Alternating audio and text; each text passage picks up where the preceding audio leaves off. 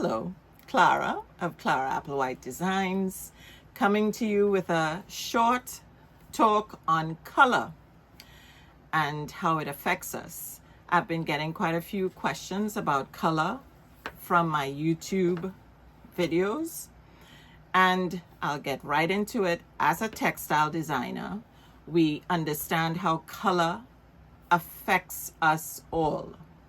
Color is all around us, and we basically design all our patterns and designs based on a particular forecasting group they call the La Biennale, and it happens early in the year. It's probably happening or just finishing off right now in Europe. This group of designers, fashion designers, architects, etc., they get together. They've done a lot of research in the year prior, so they know or they have good ideas as to what patterns, designs, and colors are trending. So as a textile designer, we have to pay attention to all these things. Color affects everything in our psyche as human beings. We are social animals.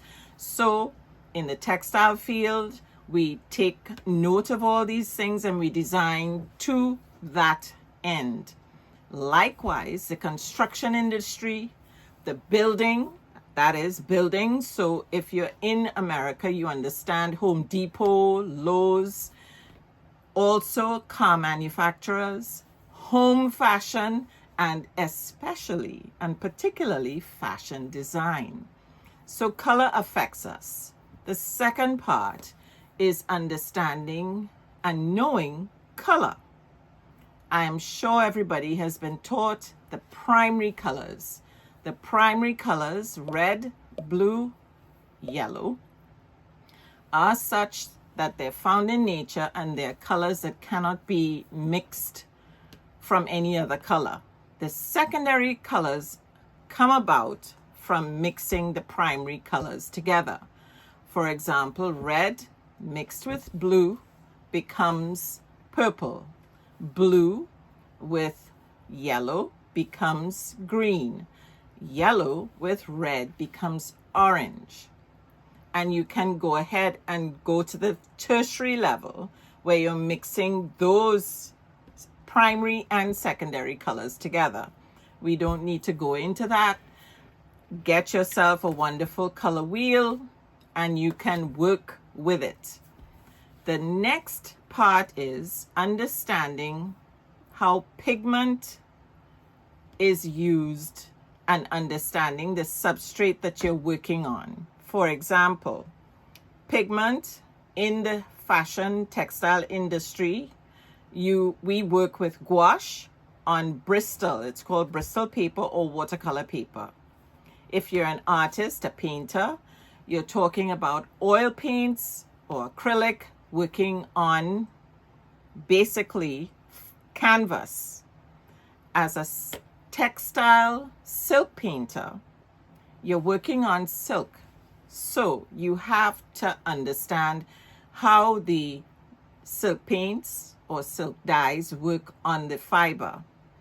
Now, silk is the thinnest fiber.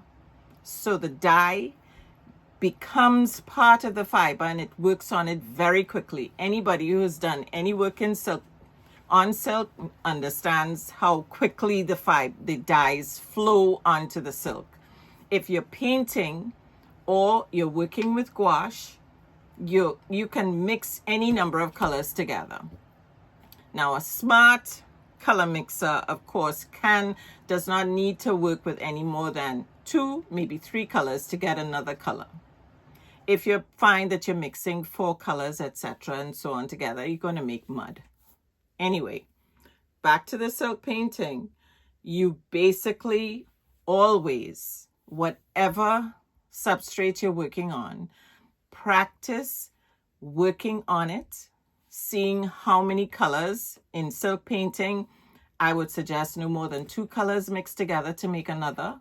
You practice on whatever substrate you're using. If you have any questions or concerns, please feel free to drop me a line. I'll be more than happy to help. Don't forget to like, subscribe, send me a question or concern that you may have, and you can also follow me on Instagram at Clara Designs Art. I also have an online class for silk painting for beginners. Please follow the link below. Hope to see you there.